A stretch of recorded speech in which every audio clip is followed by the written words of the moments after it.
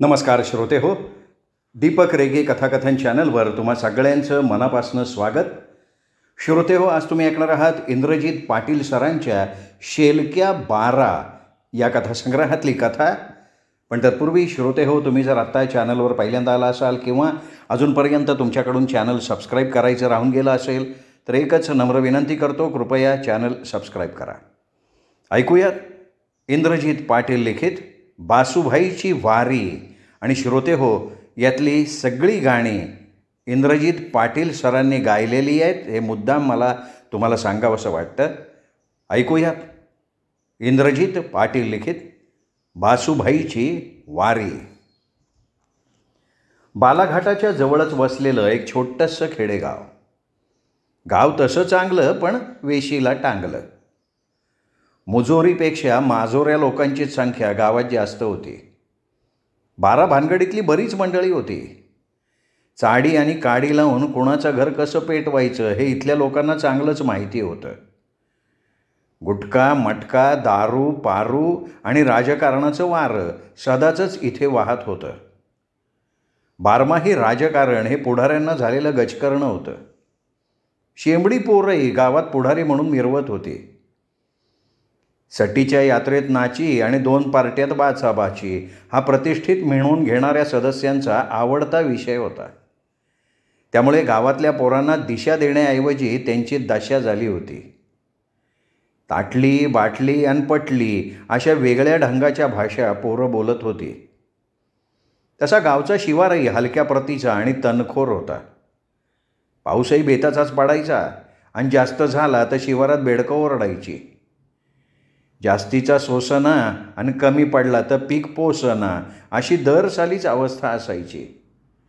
तरी पण उथळ पाण्याला खळखळाट फार होता. अशा या नेहमीच तिरक्या नजरेनं बघणाऱ्या महाबेरकी गावात काही चांगलीही माणसं होती. ती संध्याकाळच्या वेळी देवळात भजन गायची, पंढरीच्या पांडुरंगाला आळवायची, तर कधी कधी भक्तिगीतं सुरात म्हणायची. नाम तुझे घेता देवा भजनाला रंग, आस म्हणती अरे उठती भक्तीचे तरंग, आस म्हणती अरे उठती भक्तीचे तरंग.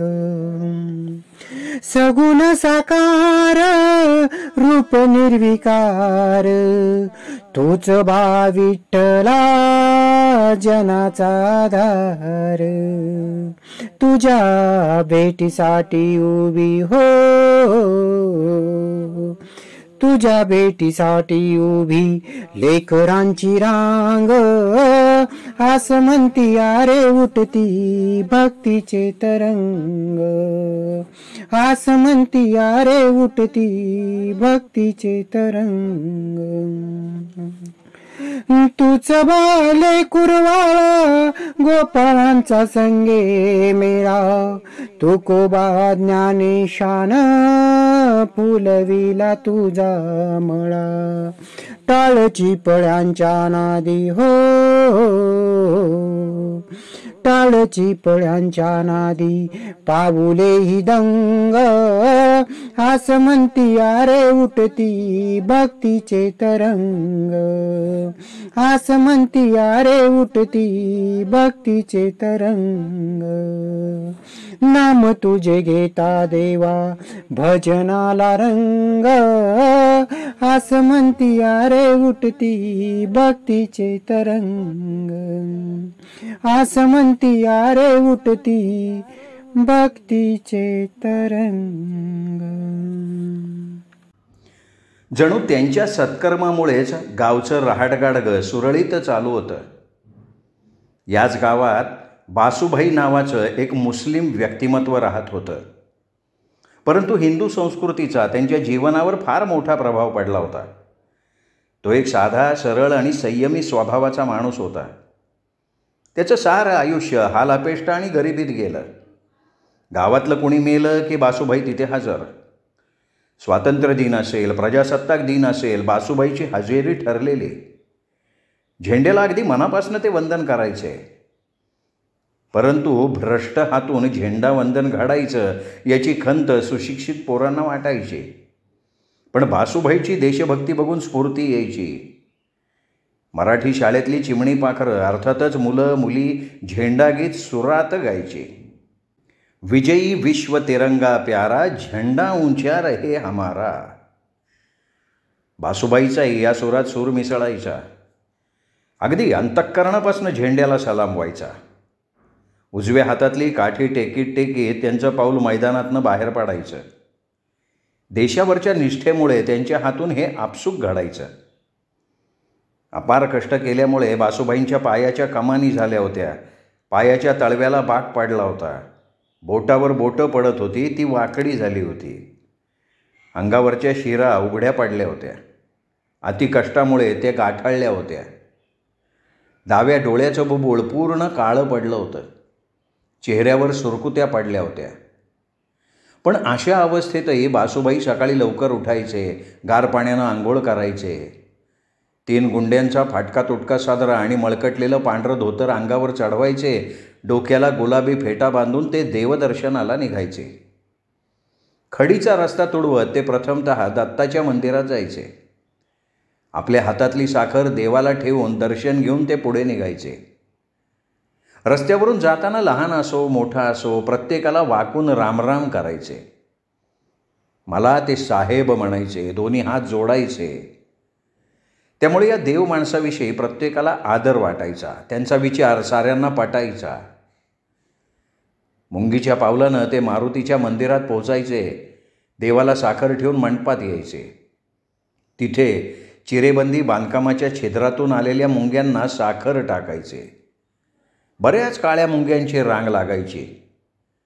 त्या बासूबाईंनी टाकलेला साखरेचा दाना दाना ओढत न्यायच्या. मुंग्यांनाही त्यांची सवय जडली होती.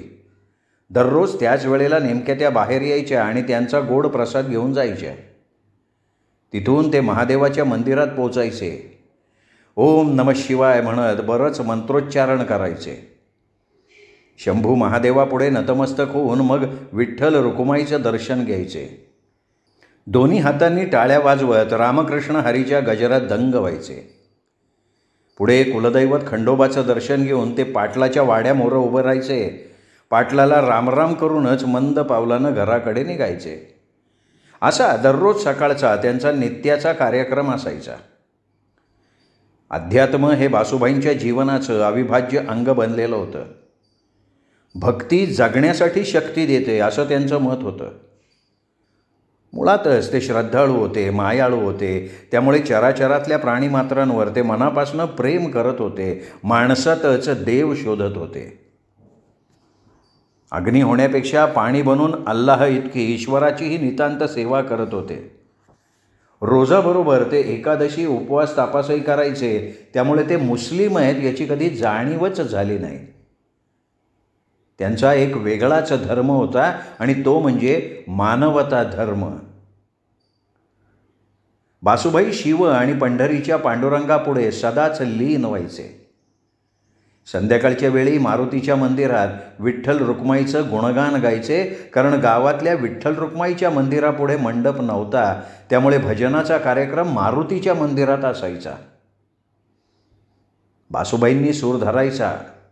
ओठातून शब्द सहज बाहेर पडायचे. त्यांना साक्षात विठ्ठलाचं दर्शन घडायचं. ध्यानी मनी साठीला होती मज भास, विठ्ठला तुझ्या चरणाचा झालो दास, विठ्ठला तुझ्या चरणाचा झालो दास, तुझ्या चरणाचा झालो दास. गावातल्या लेकीबाळींचं लगीन असो किंवा हरिनाम सप्ताह असो किंवा त्यातल्या काल्याचं कीर्तन असो, बासूबाईंनी कुठलाच कार्यक्रम सोडला नाही. नव्हे रमजान ईद असो की बकरी ईद असो, प्रत्येकालाच त्यांचं आग्रहाचं आमंत्रण असायचं. त्या दिवशी सगळ्यांची वाट बघत ते दारामोरं बसून राहायचे. आपल्या पोरांना याला बोलव त्याला बोलव म्हणून आवर्जून सांगायचे आणि सगळ्यांची स्वतः जातीनं काळजी घ्यायचे. बासूबाईंचा एक विशेष गुण होता. शिखर शिंगणापूरची देवाची यात्रा ते काठीबरोबर पायी करायचे. तर गावात रामायण बसवलं की पोत्याचा पोशाख आणि पोत्याचं पायताण करून ते वनवासाला निघायचे. 14 दिवस ते रघुपती राघव राजाराम पतित पावन सीताराम अल्लाह ईश्वर तेरा नाम सबको संमती दे भगवान असं म्हणत गावोगावी आपल्या सहकाऱ्यांबरोबर फिरायचे. रामनामाच्या जयघोषात ते दंग असायचे. अशा या गळ्यात माळ, हातात टाळ, भाळीत टिळा आणि पांडुरंगाचा लळा असणाऱ्या बासूबाईंनी पंढरीची वारीही कधीच चुकू दिली नाही. ते आषाढीला गावातल्या दिंडीबरोबर पायी पायी निघायचे. परमेश्वराची रूपं सभोवतालच्या चराचरात बघायचे. अनवाणी पावलांनी पंढरीची वाट ते आवडीनं तोडवायचे. दिंडीतल्या वारकऱ्यांना, बायांना त्यांची काळजी वाटायची, म्हणून त्यातला एखाद्या वारकरी म्हणायचा, अहो बाबा, तुम्हाला चालणं उरकत नाही, बसा की ट्रॅक्टरमध्ये. तसे ते लगेच म्हणायचे, नाही न गं, तुम्ही वा पुढं, मी येतो, हळू हळू येतो मी, माझी काळजी करू नका. अरे त्यो हाय की माझ्या पाठीशी, पांडुरंग पांडुरंग. कितीही विनवणी केली तरी बासूबाई काही ट्रॅक्टरमध्ये बसत नसायचे. उलट ते हसत हसत म्हणायचे, अरे बाबांनो, ट्रॅक्टरमध्ये बसून करता ती कसली वारी, पायी केली ना ती खरी वारी. वा पुढं, येईल मी पांडुरंगाच्या द्वारी. आणि खरंच ते कासवाच्या चालीनं ऊन, वारा, पाऊस सोसत वाळवंटामध्ये पोचायचे. थकल्या पावलांनी आपल्या दिंडीच्या पालात बसायचे. महाराजांनी सांगितलेलं कीर्तन ऐकायचे. टाळ, मृदंग आणि अभंगात दंग व्हायचे. सर्वांच्या शेवटी पांडुरंगाचं दर्शन घ्यायचे. दिंडीतले सगळेजण ट्रॅक्टरमध्ये बसून गावाकडे यायचे, पण बासूबाई मात्र एकटेच वाट तुडवत पंढरीतून पांढरीकडे निघायचे. पांडुरंगाचं रूप अंतःकरणात साठवून त्याचे गोडवे गात गावोगावी मुक्काम करत शेवटी ते गावात पोचायचे. तेव्हा दिंडीतल्या लोकांना हायसं वाटायचं. खऱ्या अर्थानं ते पंढरीची वारी करत होते, विठ्ठल रुक्माईची आस धरत होते. श्रद्धा ही सामर्थ्यशाली असते. बासूबाईंची पंढरीच्या पांडुरंगावर नितांत श्रद्धा होती, परंतु कोरोना महामारी माणसावरच बेतली होती. माणसाशिवाय माणसाचं जगणं नव्हतं आधी, असं मरण असं सरण पाहिलं नव्हतं कधी. माणसाशिवाय माणसाचं जगणं नव्हतं आधी, असं मरण असं सरण पाहिलं नव्हतं कधी. जिकडं तिकडं माणसं मरत होती, माणुसकी मात्र झुरत होती. लॉकडाऊनमुळे माणसाचा माणसाशी संपर्क कमी झालेला होता. नात्या गोत्याचा विसर पडला होता. मंदिरातही प्रवेश नव्हता. टाळ मृदंगाचा संग नव्हता. अभंगाचं गायन नव्हतं. अशा अवस्थेत पांडुरंगाचं दर्शनही अशक्य होतं. पांडुरंगाशिवाय जगणं म्हणजे पाण्याशिवाय माशाचं तडफडणं, अशी अवस्था बासूबाईंची झाली होती. त्यांना कर्मेना गेलं. ते पांडुरंगाचं सावळं रूप त्यांच्यापुढे तरळायला लागलं. त्यांनी पांडुरंगाचा धोसराच काढला. यावेळेसची आषाढीची वारी चुकते की काय असं त्यांना वाटायला लागलं, कारण ते जख्ख म्हातारे झाले होते. अंथरुणावर खिळून पडले होते. कोरोनामुळे नाही तर वृद्धत्वामुळे ते आजारी पडले होते.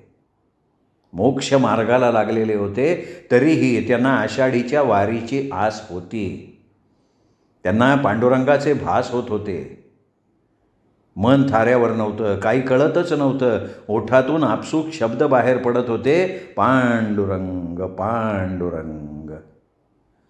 देवा पांडुरंगा, माझी ही शेवटची आषाढीची वारी, घडू दे तुझ्या हातून. काय करू, हे शरीरच साथ देत नाही.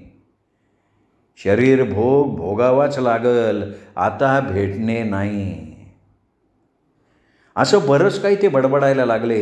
शुद्ध हरपल्यासारखं बोलायला लागले. देवाकडे धावा करायला लागले. तो आषाढी एकादशीचा दिवस होता. बासूबाईंचं शरीर साथ देत नव्हतं. ओठातून फक्त पांडुरंग पांडुरंग असा उच्चार होत होता. आणि नवल ते काय, त्यांचा चेहरा अचानक उजळला. चेहऱ्यावर स्मितहास्य आलं. भानावर नसताना इथे अडखळत बोलायला लागले.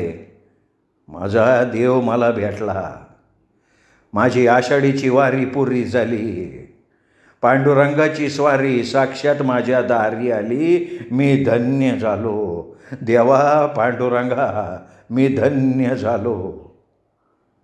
असंच काही बाई ते बोलत होते. घरातले सर्वजण हे दृश्य आश्चर्यानं बघत होते. अचानक बासूभाईंच्या छातीत कळ आली. उजवा हात दाराकडे करून ते पांडुरंगाचा धावा करत होते.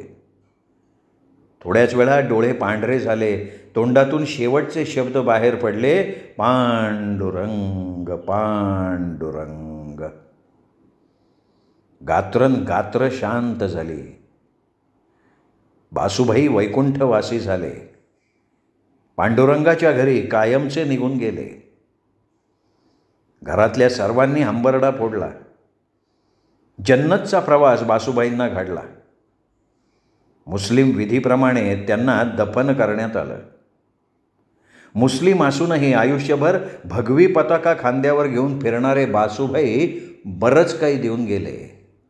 आस्थेचा सुगंध मंदिरात तसाच मशिदीतही दरवळतो. आस्थेचा सुगंध मंदिरात तसाच मशिदीतही दरवळतो. हे मानवा तरीही जाती धर्मास का कुरवाळतो? श्रद्धेची पाऊले मंदिराकडे तशीच मशिदीकडेही वळतात. हे मानवा तरीही गल्ल्या मोहल्ले का जळतात? राम असो वा अल्लाह असो, राम असो वा अल्लाह असो, दया क्षमा शांती हवी. राम असो वा अल्लाह असो, दया क्षमा शांती हवी. हे मानवा फावी इथं मानवतेची पहाट नवी. हे मानवा फावी इथं मानवतेची पहाट नवी. देशप्रेमानं ओतप्रोत भरलेलं आणि सर्वधर्म समभावाची अर्थातच मानवता धर्माची शिकवण देणारं साधं पण प्रतिभाशाली व्यक्तिमत्व गावानं कधीच जाणलं नाही. त्यांचं महत्त्व गावकऱ्यांना कळलंच नाही.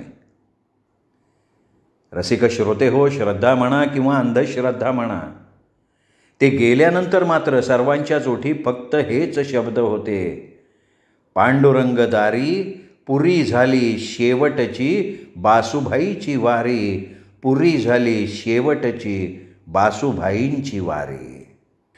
श्रोते हो, इंद्रजित पाटलांची ही कथा कशी वाटली कमेंट करून जरूर कळवा. आपल्या कथाप्रेमी मित्रपरिवारात ही कथा जरूर शेअर करा.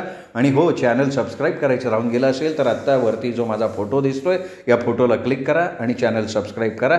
एवढीच विनंती करतो आणि थांबतो. भेटूयात पुन्हा दीपक रेगे कथाकथन चॅनलवर.